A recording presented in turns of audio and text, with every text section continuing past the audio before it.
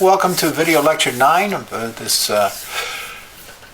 course in the metaphysical teaching of St. Thomas Aquinas regarding the problem of the one and the many.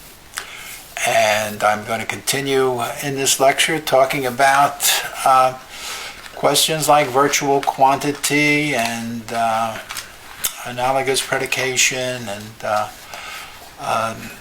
many of the topics I was talking about in the last lecture, like the division and methods of the sciences. If you recall, we considered 6 topics in the last class, lecture 8. In this we're going to examine 5. And there are follow-ups that they're helping to complete the understanding of the connection between analogous predication, the division and methods of the sciences, and privation and measurement, and how all of this is related to relation in a way. We started out the discussion the last time regarding the origin of species and how this has to do with, divisions of species have to do with inequalities of possession, of perfection, of unity, and a kind of increase in internal immaterial strength, immaterial unity. Talked about the connection between virtual quantity and privation and the notion of relation and division. Now that I mentioned that in relationship to time and existence and motion, but division is and divisibility is related to the division of sciences. The division of science into sciences is the division of a genus, and it has to occur between extremes of privation and possession, which indicates that the scientific hierarchy involves an opposition of contraries, a contrary opposition. So you can't understand the divisions of the sciences and methods of the sciences in St. Thomas without understanding his teaching about virtual quantity and relation. Relation, once again, being founded in the principle of quality and unequal possession of unity,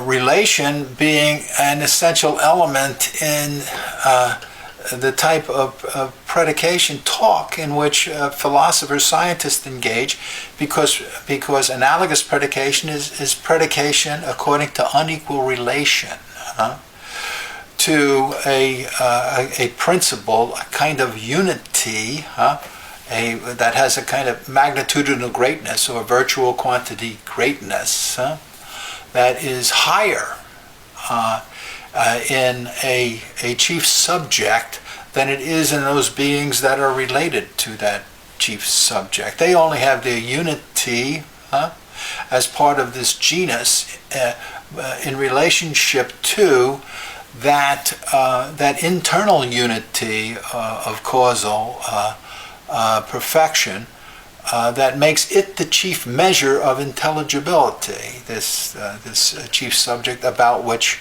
we're talking, the substance in which the principle of organization and unity is chiefly located.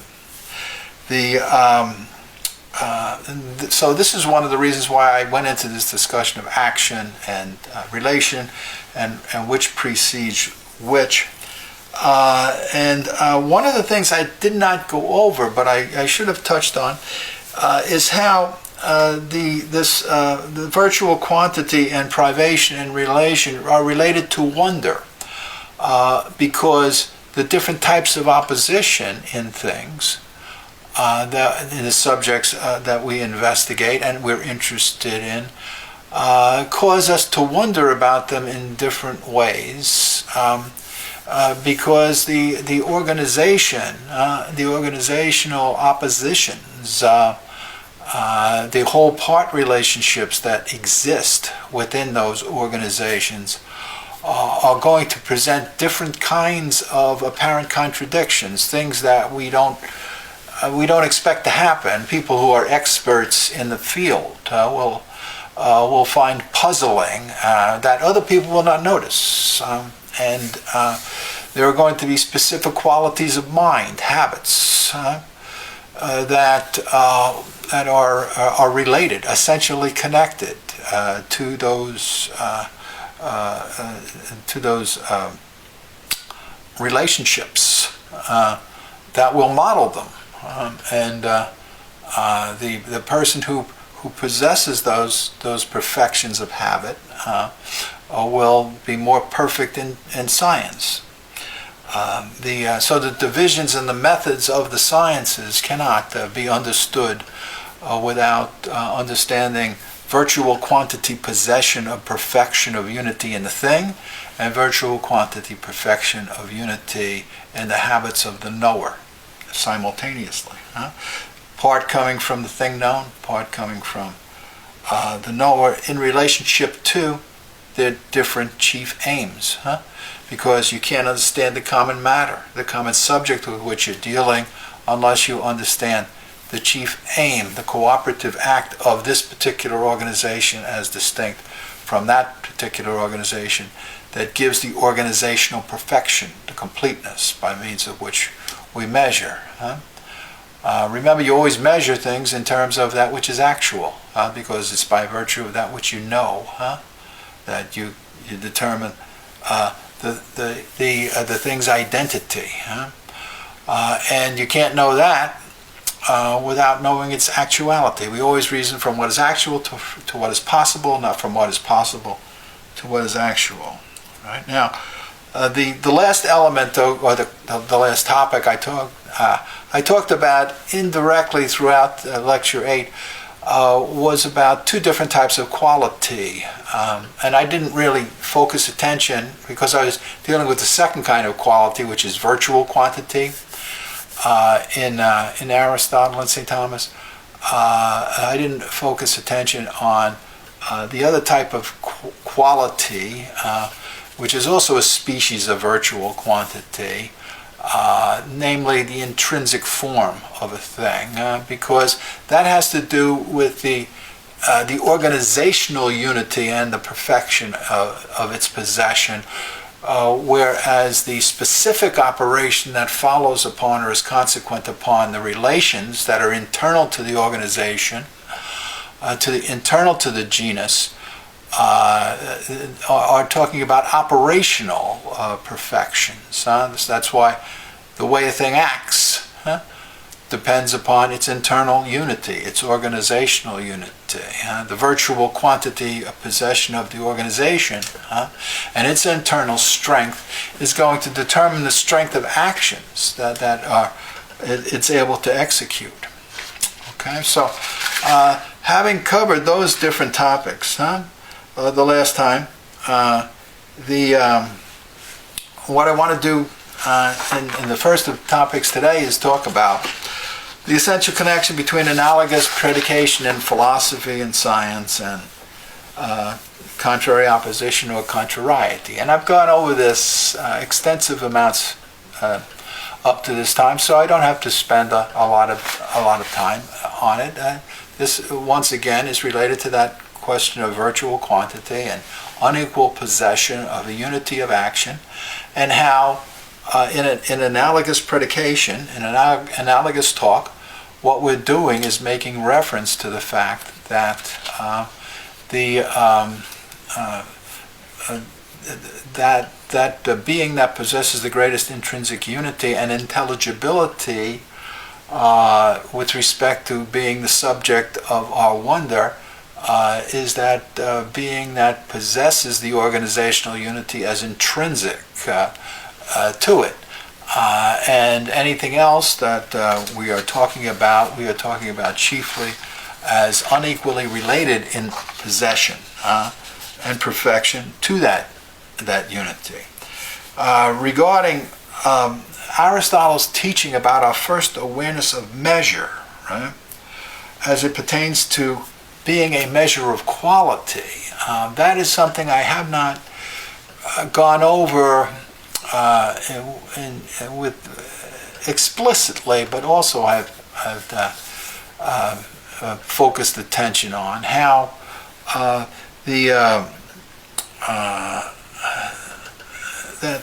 Aristotle recognizes that we measure qualities, and we are aware of qualities as being measurable in some way and being comparable.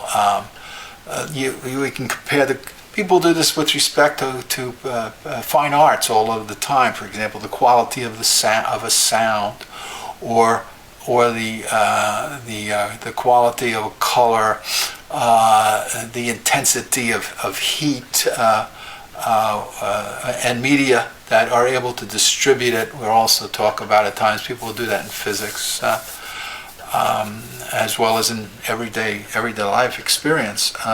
We'll measure the quality of fruit to determine its health, and to determine how some sort of something is being distributed. The nature of the thing and its qualitative properties that generate health in us, or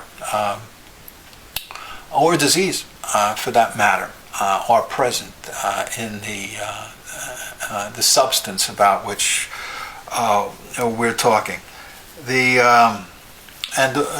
So Aristotle thought that our first awareness of measurement comes from continuous quantity, but it's conflated in a way with an awareness of quality.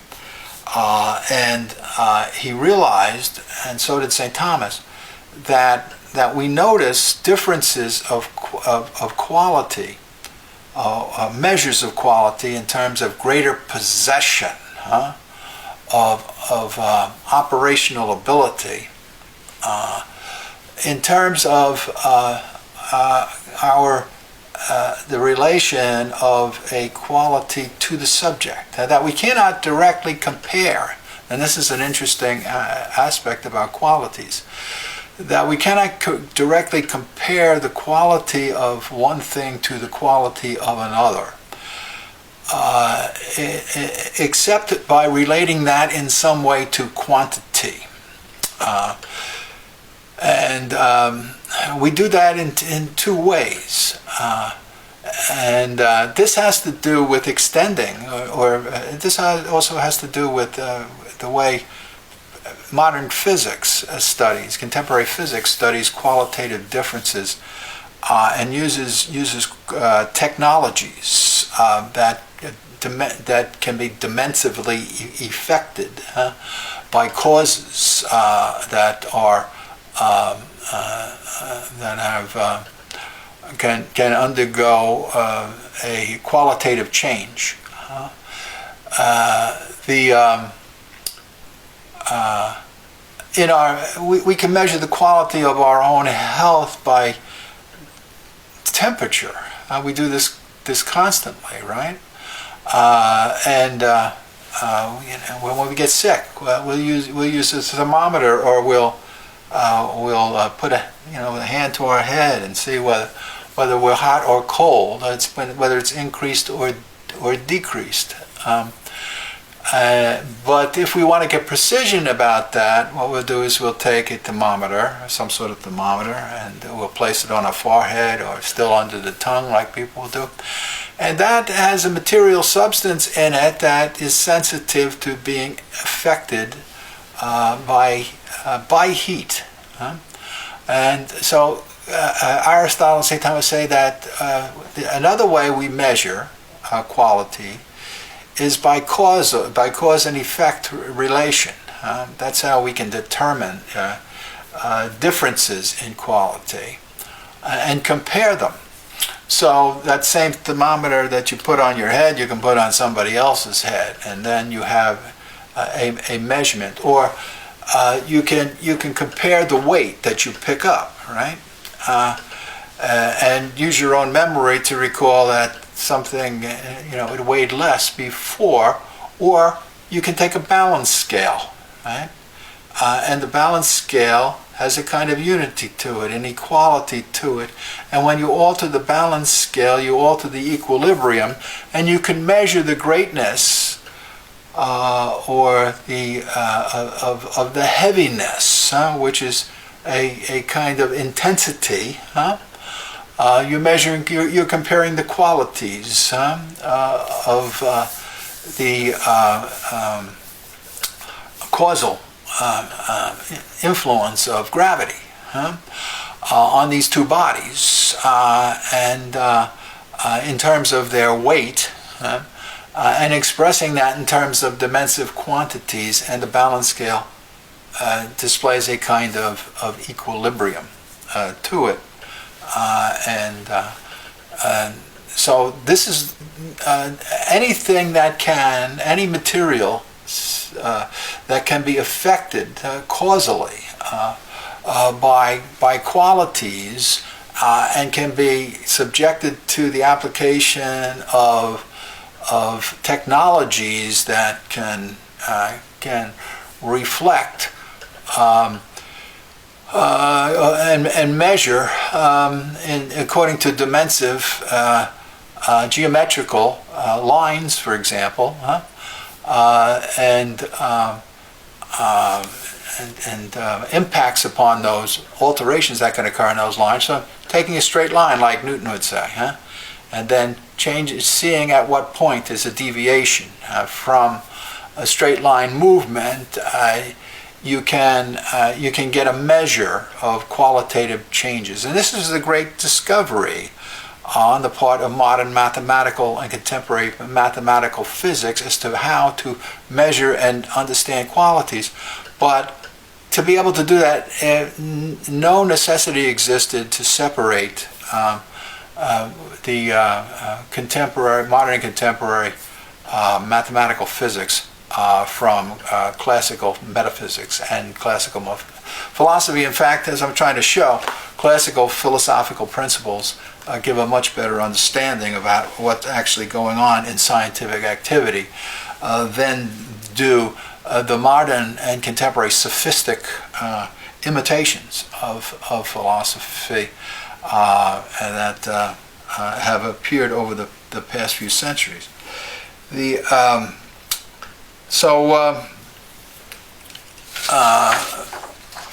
In St. Thomas and Aristotle go through an extensive analysis of measure in relationship to equality and inequality that involves having these different comparisons of intensity. And I'm going to make this first lecture short. Right? I made the first lecture and the last series longer, and just so that you can think about what I've said and kind of absorb it, especially the relationship between about how you measure qualities, and to talk about equality and inequality in St. Thomas, and how this refers not only to dimensive equality and inequality, but also to virtual ones. Okay? And I'll be back. Welcome back to video lecture 9, the second lecture of video lecture 9 on St. Thomas Aquinas' teaching about the one and the many. And I've covered 3 of the topics, I think, to some extent. At least I was leaving off on the third topic of equality and inequality as St. Thomas treats it in relationship to dimensive equality and inequality and virtual quantity. And before I get into that, I want to go back just a bit to talk about the hierarchy of genera and species, and how this relates to a completeness or perfection in possession of unity, and inequality in possessing unity, is a way of measuring different kinds of organizational or generic greatness first, and how that also is connected to different gradations of specific hierarchies. Because I had noted that in the case of wonder, people who are engaged in different sciences notice different apparent contradictions that they find puzzling, and which they tend to be interested in. And I also mentioned that in order for a thing to be known, it has to act, and to act it has to be a unity. Right? So because we know the way a thing acts, and the unity that we know a thing, the way a thing has its unity from the way it acts, and we have to know its possibilities in relationship to its acts, its activity. The way a thing exists and it acts makes it knowable. Now, the reason I'm going back to that is because St. Thomas and Aristotle maintain that in order for something to act, it has to be complete as a substance. In order for something to exist and to act, it has to have all of the internal organizational parts that make it a whole. And without an essential relationship to an end, it's devoid of that. So any attempt on the part of thinkers to maintain that you can possibly have any kind of acting subject that's a composite whole without an essential relationship of the organizational parts to an aim, to an end, to a cooperative act to which they're all essentially related, appears to be unintelligible. That there's no way that we can identify the common matter, right? Like, what's an apple tree? The organization that it has, without essentially connecting it to uniting these different parts into organic parts of a whole, to generating one relationally numerical act.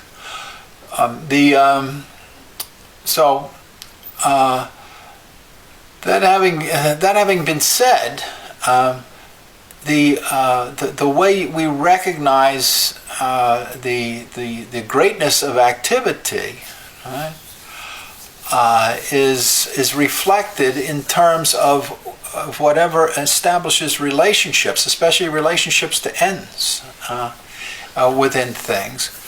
And as St. Thomas pointed out, and Aristotle pointed out, qualities are the foundation of relations in things, and qualities are virtual quantities. The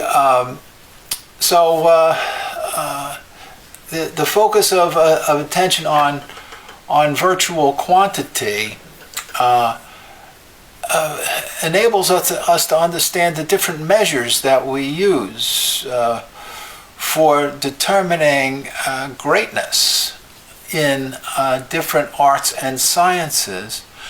And since qualitative differences can't be known, according to St. Thomas and Aristotle, except by comparing the qualities to the acting subject, or to be relating it through some sort of qualitative measure to another subject, then we have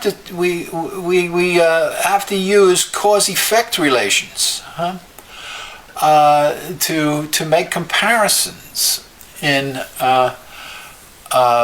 the way we measure and know in different arts and sciences. And different arts and sciences do this in different ways. This is intriguing because the truth of what St. Thomas and Aristotle say becomes increasingly evident when you apply this to the way we measure greatness, exceptional truth or exceptional excellence in the performance of an action.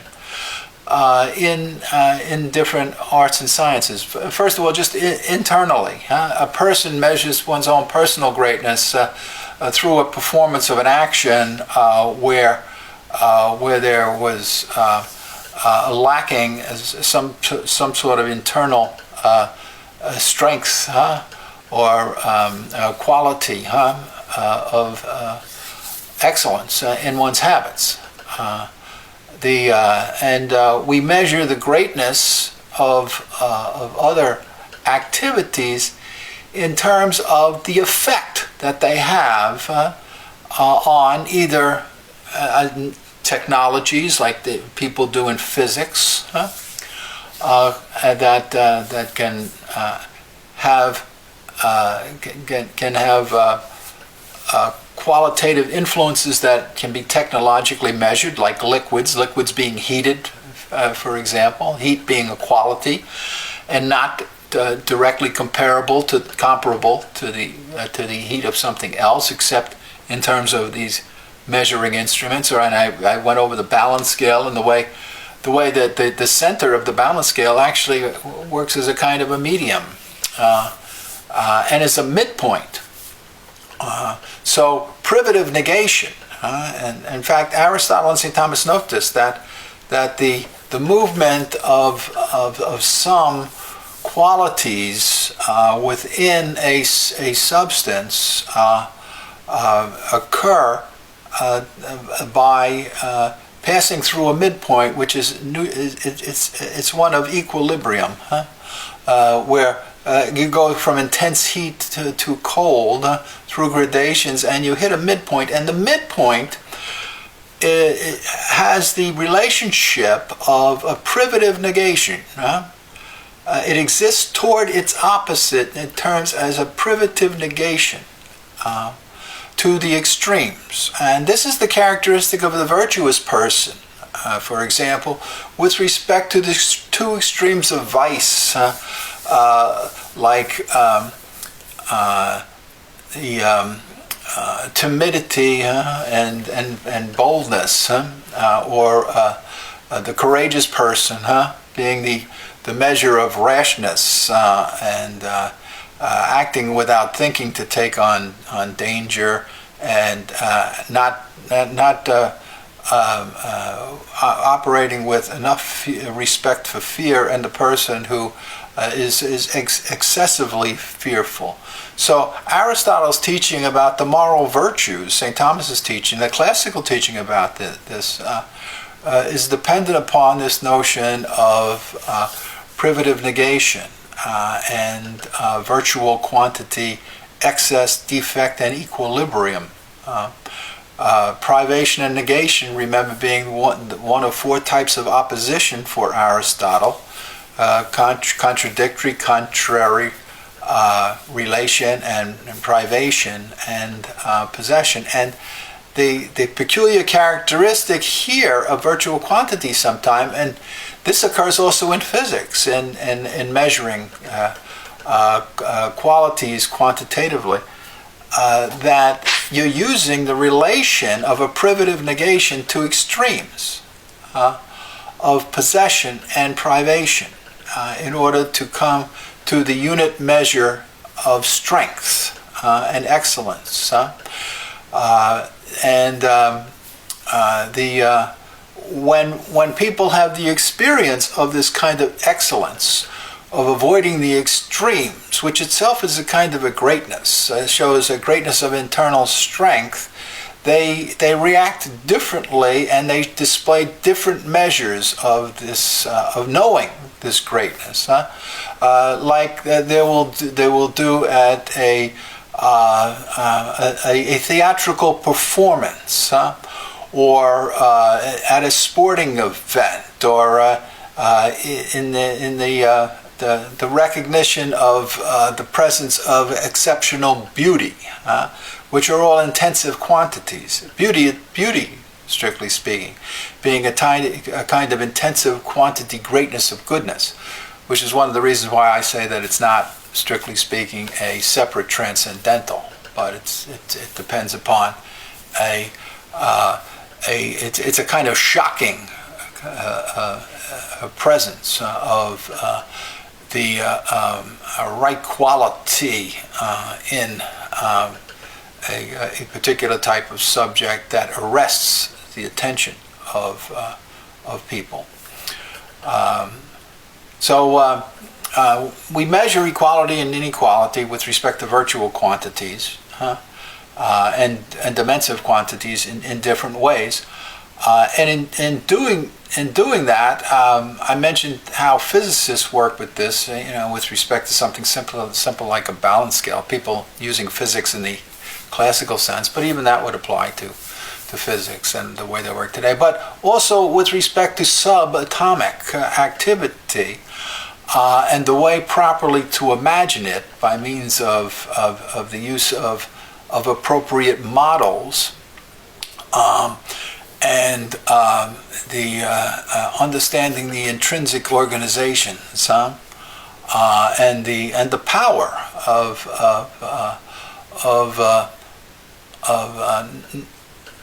forces in the physical universe that are not directly observable to the external senses without the assistance of technologies like radioactivity, things that are extremely powerful, of which the ancients and people around the time of St. Thomas or of Aristotle were not aware. But that doesn't mean that they didn't have their own method of reasoning by means of analogy, that they actually had derived, at least in the case of St. Thomas, in a very sophisticated fashion, regarding from negative theology and from reasoning about the existence of beings, immaterial beings, that were too lofty for us to understand because they were so far elevated from our understanding, and as far as their excess of power, and ones that are very powerful also in another extreme in the material universe because of their extension, among other reasons, throughout nature, but are not easily observable directly to our external senses. I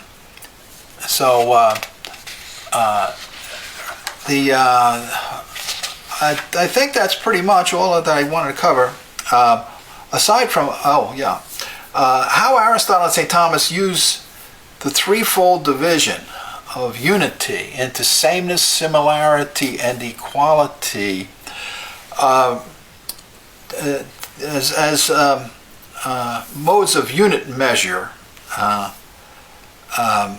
to understand the division of methods of the sciences, and their opposites too, dissimilarity and so forth.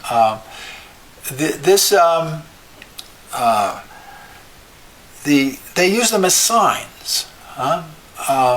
There are different signs in the behavior of things that reflect internal organization. I talked about this before, and that display qualitatively different types of organization with qualitatively different types of strengths and weaknesses, and the understanding of these generic operations, organizations, as the effects of qualitative causes, qualitative relationships that are going on internally, are ways of dividing the sciences.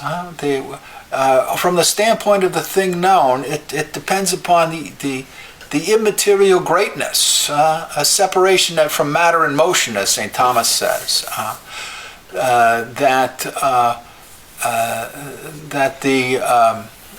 we use the internal structure of the thing as a way of understanding the differences among the sciences, the divisions among the sciences, and the way the science is divided internally determines the methods by means of which we can approach it, and the habits that we can develop by means of which we divide our psychological approaches to wondering about these internal structures. And it's the relationship of these two organizations toward either a practical or a productive or just a speculative or theoretical end that determines the division and methods of speculative science, practical science, and productive science. So, I hope you enjoyed this lecture, and that by the time I've finished with it here, it's helped you to get a more complete understanding of St. Thomas's teaching about science and the way virtual quantity and analogy are related to it. I think the next several lectures you're going to find everything is going to start to get pulled together in terms that are less esoteric for you and less jargony from a classical or an ancient standpoint. And you can, I hope that by putting this teaching in more up-to-date language, you will be able to see or apprehend intellectually its virtual quantity greatness. its intellectual force as an explanation of what actually is involved when people are engaged in science and philosophy and art, and that on the basis of your own personal experience of being somewhat artistic and somewhat philosophical or theological or professional in one way or another in your activities, the power of the truth that's present in these principles, these metaphysical principles, will come across and will help you to improve your own activities and improve your life. So as we continue to move toward that goal of helping you to work in this course to improve your life,